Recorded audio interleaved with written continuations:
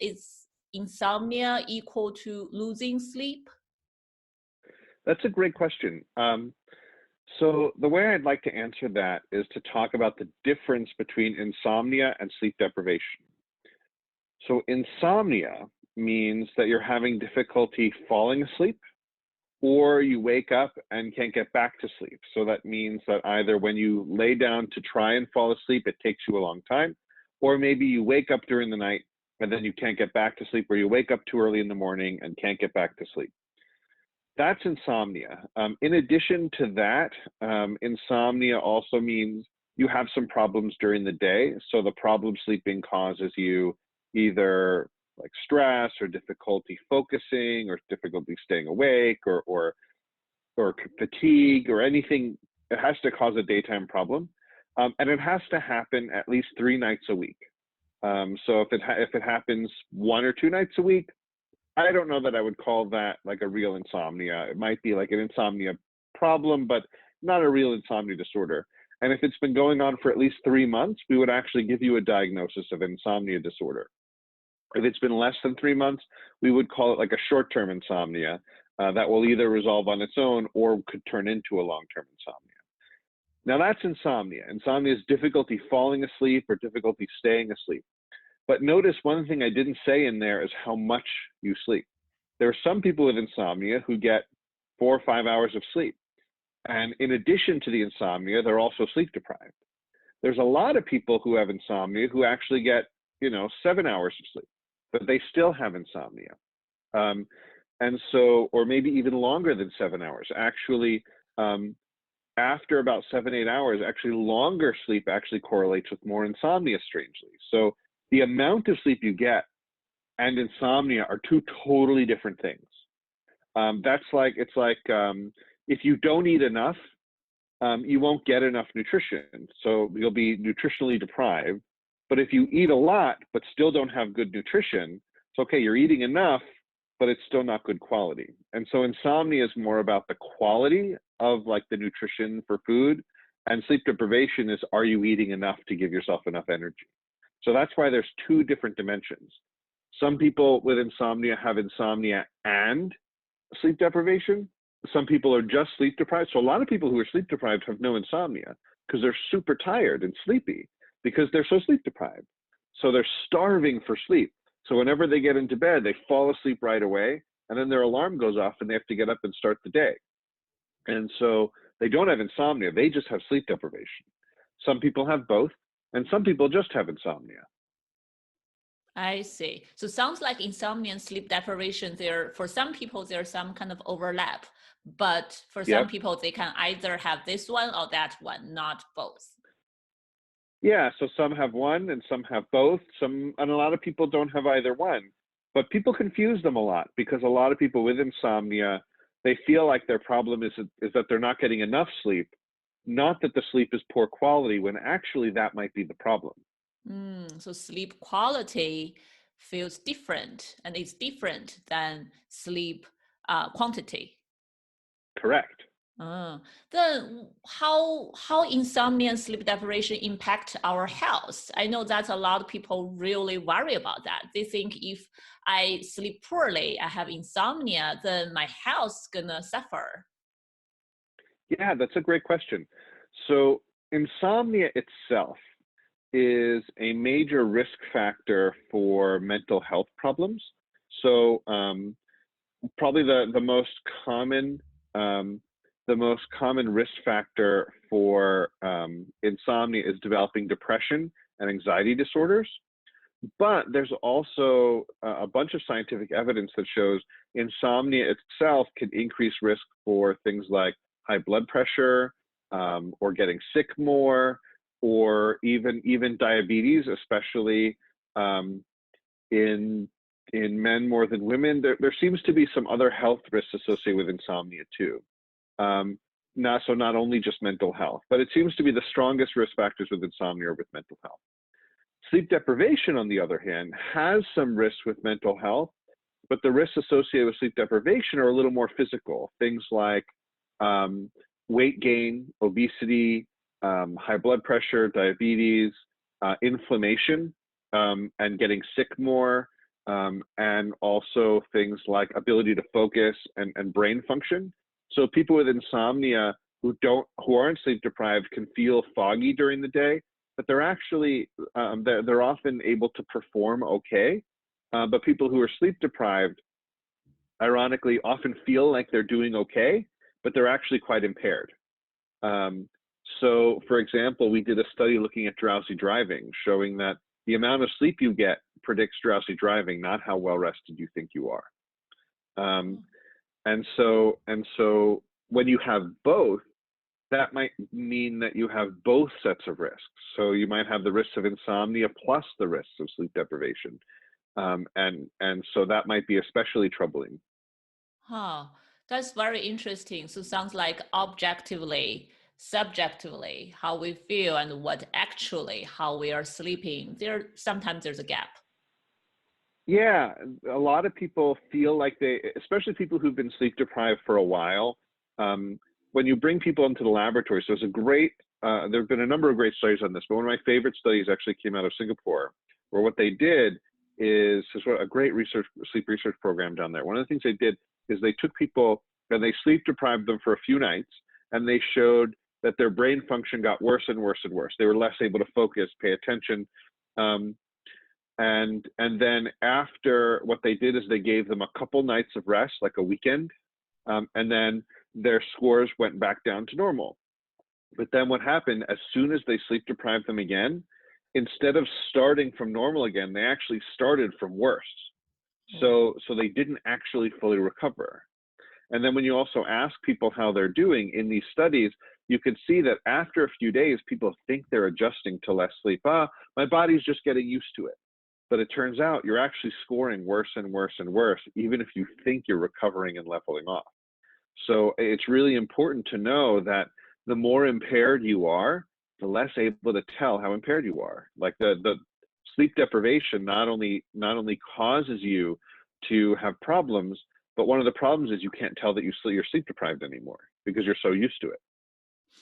Wow, that's very scary, right? Especially I nowadays, know. we all work so hard. I know a lot of people are so tired, but very career driven, work until very late. Possibly it's very common problem nowadays. Yeah, well, and sleep deprivation and insomnia, I should mention, both there's a whole literature now emerging how both of these impact work. So people with insomnia who say they have difficulty sleeping, not only do they have less productivity, and they have higher healthcare costs, they call out sick more, they get injured on the job more, and they're more likely to go on disability. We also, in some of our data, we showed that people with insomnia, so everyone loses productivity from stress or coworker issues or family. We all lose productivity from a bunch of different sources. People with insomnia lose twice as much productivity as people who don't have insomnia from the same sources. And we also showed that caffeine doesn't totally fix that problem either. It can increase reaction time and speed, but it doesn't fix productivity. And we found the same thing with sleeping less. So a lot of people sleep less to work more. But it turns out when you sleep less, you become less efficient and you make more mistakes. So actually, the people who slept a little more lose less productivity and they actually gain more efficiency. So they actually get more done in less time. So maybe one of the reasons why you don't feel like you have enough time for sleep is because you're not sleeping enough and you're being inefficient. So rather than sleep being a cost at the end of the day, you should see sleep as an investment in tomorrow's productivity and functioning. Oh, I love that. I love that mindset. We really should view sleep as an investment. It's much stronger a statement than what I used to think. We should all prioritize sleep. But thinking about it's something you are investing in yourself, actually get you more productive, not the other way around. Yeah, right. And so when I decide when to go to bed at night, it's not how much work do I still have left to do. It's how productive and awake do I need to be tomorrow? If I need to be functioning really well, I need to make sure I put down whatever it is I'm doing, get to sleep. Whatever it is going to have to wait, because if I don't want to kill my whole tomorrow for an extra half an hour or an hour or even an hour and a half of productivity tonight, because I'm going to lose that same time tomorrow, and it's going to be a cycle. So I would urge people to think, to choose when they're going to bed based on how functional they want to be tomorrow, not based on how much work they have left. And often they'll find that all that time they didn't think they had, they get it back. They'll find it by being more productive and being more efficient. That's great suggestion. People really should keep in mind. I think that's so important. Yes. Thank you for telling all the audience that. Yeah. So I think I really like how you schedule your sleep and work and think about productivity that way. But I know for a lot of our audience, possibly it's quite challenging for them to gain some insight, to be aware of, where my sleep is. Do I really have insomnia? Am I losing sleep? How do I Right. know? Yeah. So here's a couple good rules of thumb for you. If it takes you more than a half an hour to fall asleep, or you're awake for more than a half an hour during the night trying to sleep and you can't, or you wake up a half an hour before you want to and can't get back to sleep for that last time, so this 30 minutes, at least 3 nights a week, and it's been going on for at least 3 months, you should probably see a doctor about insomnia. So that 30 minutes, at least 3 nights a week. So, and I should also mention, treatments for insomnia are not just medication. So a lot of people don't like taking medication because it makes you drowsy and groggy and can have other risks like falls and addictions and things like that. But actually what a lot of people don't realize is the most recommended treatment for insomnia actually is not medications, even though that's what most people get.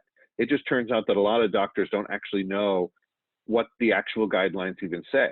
So actually the most effective treatment for insomnia is actually a behavioral therapy. It's a training protocol called CBT-I. It stands for Cognitive Behavior Therapy for Insomnia.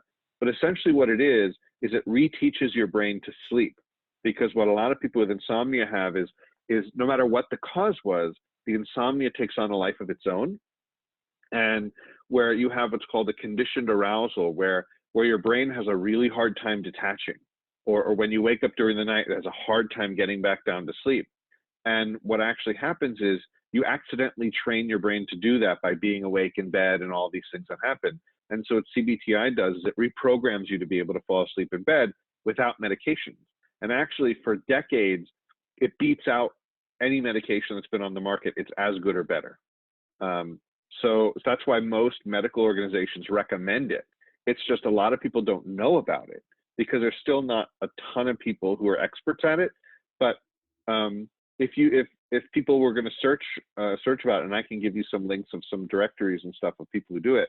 Great. It's actually a good non-medication, much more natural approach that actually it has better scientific evidence than any of the medications. So it's a good thing. So anyway, so that's insomnia. For people who have some insomnia problems but don't maybe meet criteria for the disorder, there are a lot of things you can do. The main things I would say is actually budget time to wind down at night. Like I was saying, plan on when you're going to go to bed. So plan when you're going to put things down so that you don't get into bed and you haven't given yourself time to slow down, because you're going to take it anyway in bed. Number two, the most important thing to recommend is if you can't sleep, get up and get out of bed. It looks like one of the main things that turns a short-term insomnia into a long-term insomnia is that people stay in bed awake, tossing and turning, and that's what is one of the things that causes that programming of the brain to be awake in bed. So if you're in bed for 20, 30 minutes, you can't sleep, get up and take a break. Don't just sit there in agony. Get up, distract yourself for a little bit, do something else, then get back to bed. You want to minimize your time awake in bed so that the bed actually can trigger a sleep response, because the bed equals sleep. So if you do those things, that will help set you up for fixing minor sleep problems. So there's other things we could talk about later. So that's insomnia. For sleep deprivation, it's a little harder, because remember, most people who are sleep deprived don't know it, right, or they don't know how sleep deprived they are. So here's a few signs that you might be sleep deprived. Number one, if you fall asleep within like 5 minutes of your head hitting the pillow, if your head hits the pillow and you're out, that means you are probably too starved for sleep. And so it's like if I put a plate of food in front of you and you finish all that food in 30 seconds, you were too hungry, right? So you probably should have eaten a little bit ago. You're too starving. So if you're falling asleep too fast, that's a sign you might be sleep deprived. Probably the most obvious sign of sleep deprivation, though, is difficulty staying awake during the day. So if you have trouble keeping your eyes open for significant amounts of time during the day, if you're if every time you sit down and put on the TV you fall asleep, if you're even falling asleep at times when you should be staying awake, like at a meeting or something like that, that's a sign that you're starved for sleep and your body is trying to take it whenever it can. Either that means you're sleep deprived in that you're not getting enough, or it means there's something in the way as keeping your sleep shallow, something like an untreated sleep disorder like sleep apnea, or noise, or some medical issue that keeps your sleep shallow at night. If you're having trouble staying awake during the day, that's not normal. It's okay to get a little sleepy in the afternoon, but you shouldn't have an issue keeping your eyes open on a regular basis. Other signs that you're sleep deprived would be actually in your decision making. If you have a hard time making healthy choices, that's actually a sign of sleep deprivation. So when people are sleep deprived, they start gravitating toward more unhealthy food because they're craving energy. They start gravitating towards, they start not being able to have the energy to like get physical activity or make other healthy choices because they're just sluggish, but they don't quite realize that that's what's going on. So those are some signs you might be sleep deprived. Also, if you're getting less than 6 hours on average at night, that's probably not enough. 6 to 7 is sort of a gray zone where some people are probably fine. For some people, that's not enough. As long as you're getting at least 7 hours, you're probably okay. I see. I totally feel what you just mentioned. I think if I have to work more and sleep less, I tend to crave a lot of sugar. I drink Coke. Yep. I think caffeine can help me, so I end up drinking more coffee, like from 1 cup a day to 2 cups a day, and just use all kinds of ways, just without even realizing. It just mess up my whole system. Yeah, coffee can be great. Caffeine can be very useful for maintaining alertness, and it peaks after about 30 minutes, but then it can have effects on alertness for 4 to 6 hours, which is why some people have trouble falling asleep with it. Some people are very sensitive, and even 10 hours, it can sort of keep you up. But that could be a good thing if you're trying to sort of, counteract some of the fatigue. The problem with caffeine, though, is it'll increase focus and attention and decrease fatigue, but it won't necessarily improve thinking and strategic thinking and decision making. So just be aware of that, and productivity. So we found that the caffeine didn't fix the productivity. You see this in athletes too. Athletes who have caffeine are stronger and faster, but if they're sleep deprived, they still make the same mistakes. So like, for example, there's a great study in tennis players where sleep deprived tennis players with caffeine, without caffeine, their serving accuracy decreased by like 50%. With caffeine, it was only 30%, but it's still 30% worse. So it helped a little bit, but it didn't help all the way, not even halfway. And that's what we see a lot with caffeine. It'll help keep you awake, and if that's what's important, great. It'll help reduce fatigue and ability to help you focus, but you don't make the best decisions, and your performance isn't totally rescued. So it depends on what kind of job we do, what kind of things we have to do, how we're going to use our brain to think, to plan, to organize. Then we should really thinking about what to do, sleep more, use caffeine, or like how to arrange it. Great. Or even plan a nap, or even a short nap. A short nap actually can sometimes do even more than caffeine.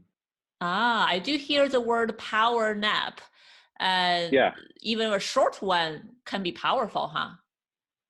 Yeah, so the way sleep works is we start out awake and then we drop down into deeper stages of sleep, and then we come back up into light sleep. A power nap means you nap, but you wake up before you get into deep sleep.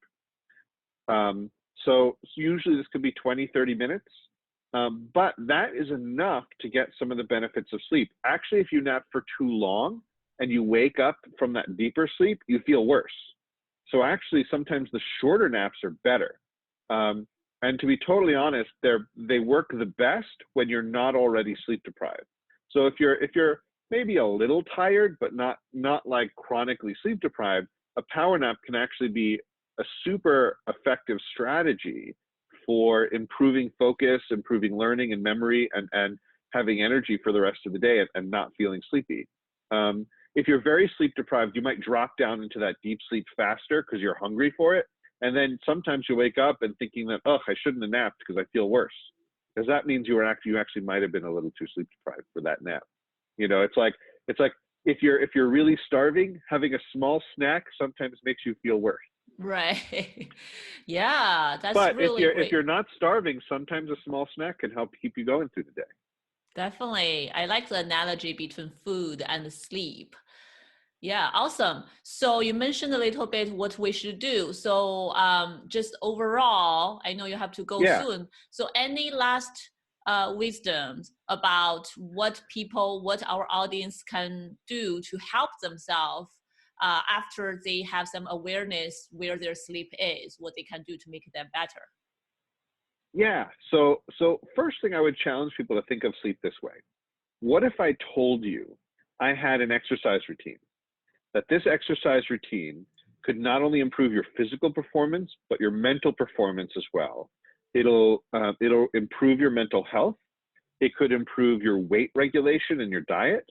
It can improve your relationships and interpersonal relations. And it'll improve your health overall. But more importantly, it'll help you feel better. It'll help you perform better. Would you do it? And what if I told you, you don't even have to do it every day. Just do it when you can, and you can do it for free every night.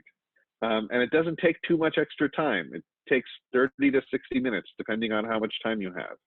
Would you do it? And the thing is, with all the benefits that people get from it, people spend way more money on much fewer benefits. But the truth is, we have the ability to do this stuff. It's a natural performance enhancer. We just take it for granted. So the first thing I would say, I would challenge people to think of sleep not as an inconvenience, but as a performance enhancer at their disposal for free. That can also not only help manage their mental and physical functioning, but also can help regulate their immune system and weight and food cravings. The next thing I would say is actually maybe setting a good time in the morning will help, because if you get bright light and movement in the morning, it helps set your circadian rhythms for the whole day. It can also improve mood and improve energy levels through the whole day, so you don't feel as sleepy if you get some bright light, especially outdoor light, especially relatively early in the morning. It can help set your clock for the day. And then I mentioned before that you should plan time to wind down, budget for it. Make that part of your plan so that you're ready for sleep when it's time, so that when you get into bed, your body and your mind are ready and you can fall asleep easier. And then the final thing is, don't spend more than 20, 30 minutes in bed awake at any time. Just get up. Even if it's just for 5 minutes, most people might need 30 to 60 minutes up before they try again. And even if you sleep less tonight, what it's doing is it's protecting your sleep for the future. And the final thing I would say is, one thing we learned from sleep deprivation studies is that if you've slept pretty good for a week or two and you have 1 or 2 nights of bad sleep, it actually doesn't impair you very much. You have a good buffer. So banking sleep and getting a good buffer of sleep is a great way to protect you from the stress of sleep deprivation. I mean, this is what I tell the athletes too, is if you've got a competition and you can't sleep the night before, that's okay. Just get good sleep for the week before. And even if you feel a little more tired the next day, your performance will probably be fine. That's awesome. Thank you very much, Dr. Grandner. You're very welcome. Awesome information. Thank you. Thank you so much. Thank you. This is great. All right. Take care. Glad to have you. Yeah. Bye. Okay. We'll talk soon. Yeah. Okay. Bye. Okay. Bye.